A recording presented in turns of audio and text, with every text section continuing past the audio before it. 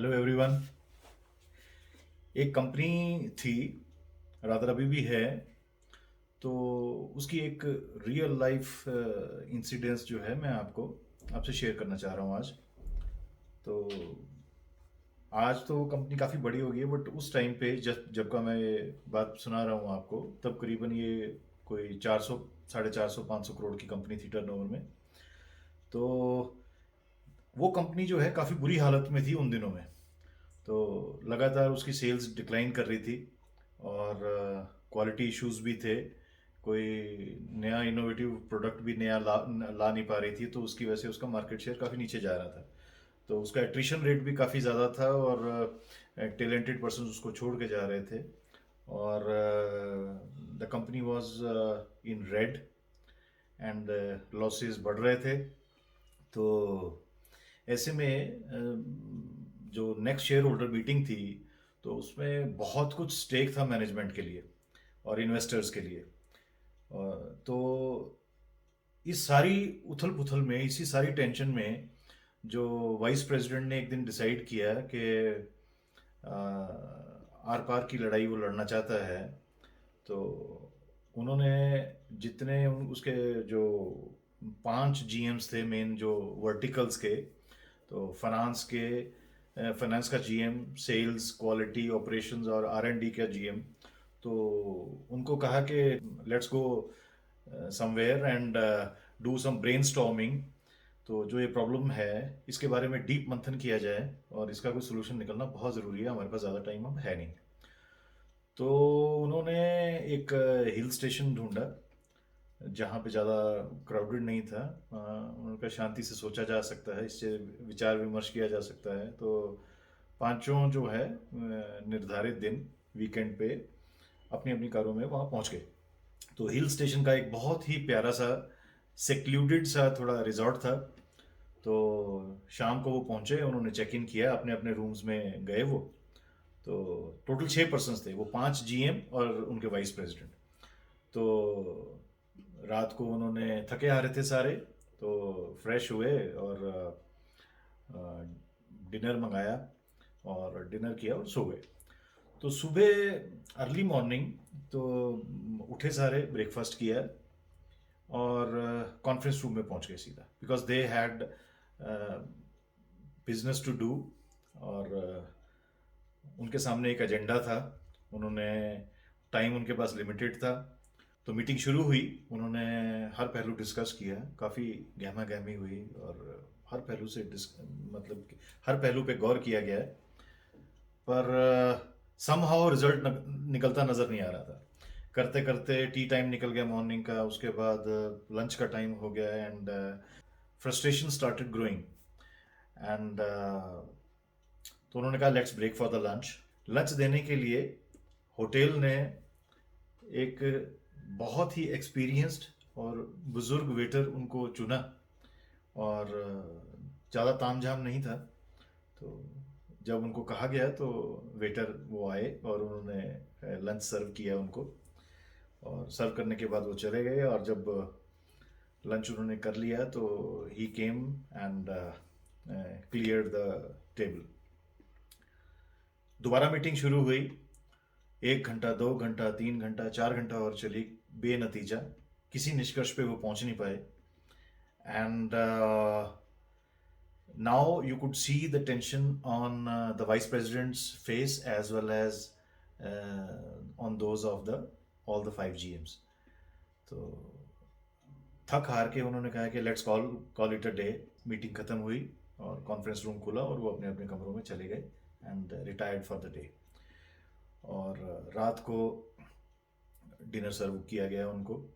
और यहाँ फिर मैं कह दूं कि वो जो बुजुर्ग वेटर थे, he personally delivered the dinner to each one of them, and specially उनको अपॉइंट किया गया था कि बिकॉज HNI क्लाइंट्स थे, तो उन बुजुर्ग को उनके तौर तरीके और वो सब भली भांति पता था।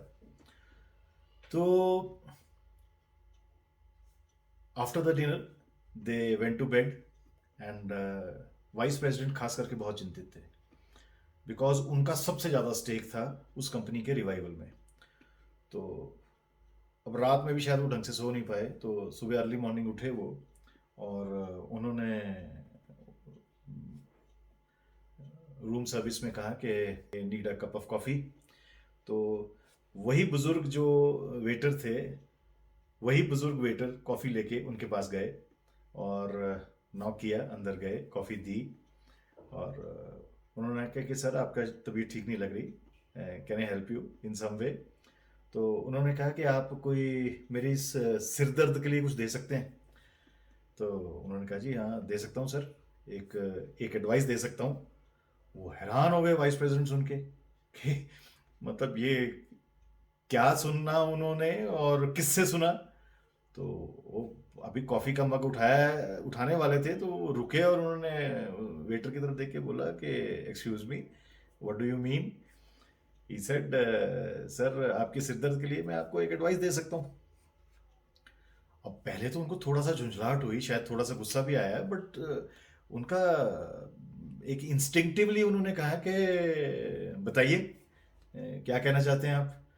तो तो उन्होंने वेटर ने ये बोला कि सर जहाँ तक मुझे पता लगा है कि आपकी कंपनी की इस समय सिचुएशन ख़राब है, और मेरे पास एडवाइस ये है कि आप ये R&D के जनरल मैनेजर को छोड़ के बाकी सबको नौकरी से निकाल दीजिए। Now the vice president was shocked, and अब वो रादर इतने हैरान हुए कि उनकी हंसी छूट गई। तो उन्होंने कहा जी कि आप ऐसा कैसे कह सकते हैं, मतलब किस बेसिस पे, why are you saying this thing. तो उन्होंने ये बोला कि जो आपके ये जो सेल्स के जीएम हैं उनको रात को जब मैं डिनर देने गया, तो वो आपकी कंपनी के राइवल ब्रांड को यूज़ कर रहे थे, कंपटीटर के प्रोडक्ट को यूज़ कर रहे थे, इसलिए उनको आप निकाल दीजिए। और तो उन्होंने कहा जी क्वालिटी के जो जीएम हैं उन, कल जब मैं उनको डिनर देने गया तो वो अपने रूम में नहीं थे, और देर शाम जो है बाहर लॉन में टहल रहे थे, और वहाँ लॉन में सिगरेट पीने के बाद बट्स को उन्होंने इधर उधर जो है वो गिरा दिया था, तो इसलिए उनको निकाल दीजिए। तो वाइस प्रेसिडेंट ने बोला कि तो फिर ऑपरेशंस के जीएम को क्यों निकालूं। उनका जी इसलिए क्योंकि जब मैं उनके कमरे में डिनर देने गया तो उनका कमरा सारा क्लटर्ड था, सब चीज़ें बिखरी पड़ी थी इधर उधर।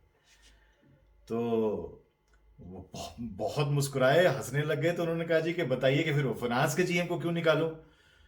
तो कहा जी वो इसलिए क्योंकि उन्होंने बहुत लेविश डिनर मंगवाया रात को, और अभी मैं जब क्लियर करने गया उनका कमरा और वो डिशेस, तो वो मेजॉरिटी चीज़ें उन्होंने ही हैड लेफ्ट ओवर छोड़ी हुई थी बीच में ही, तो बहुत वेस्टेज थी। तो आप फाइनेंस के जीएम को भी निकाल दीजिए।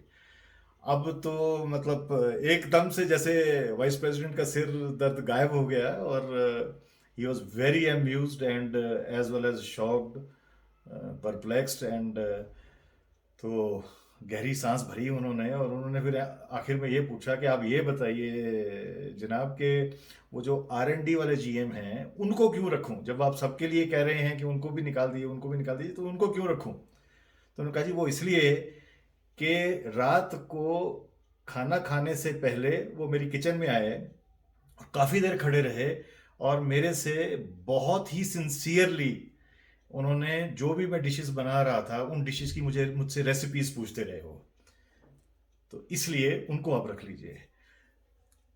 बस ये बात सुनने के बाद वाइस प्रेसिडेंट वॉज एक्सटेटेड, एंड एकदम से उसके चेहरे पे रौनक आ गई।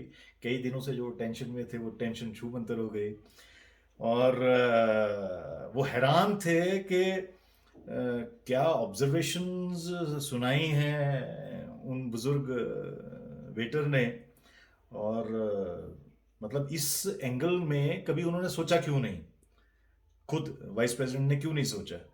तो उन्होंने थैंक्स बोला उनको, उन्होंने कहा जी का आई थिंक ओवर इट, और फिर वहाँ वेटर वो चले गए कॉफ़ी देके।